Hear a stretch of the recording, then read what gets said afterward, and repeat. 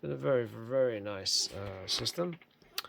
30 quid. It's in good nick, as you can see, and drive everything works on it. I am going to install Freemuk boot on it at some point. It's got a SCART lead running around the back for it. I had it running on the OSSC.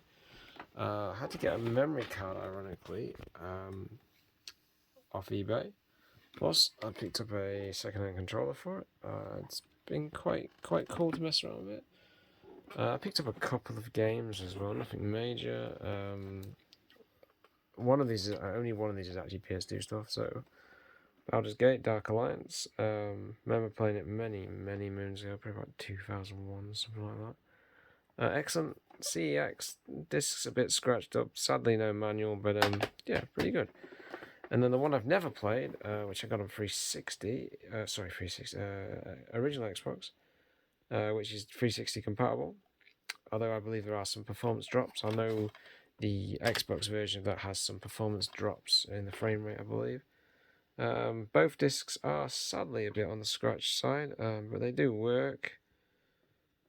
That was a £5. This was about 8 quid, so I can't really complain. And it does come with a manual, which is pretty cool. I have not barely touched that, so I have no idea what to expect in the second, other than just more of the same.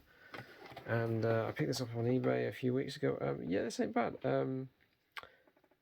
I can see why Metal Gear is. I prefer Metal Gear.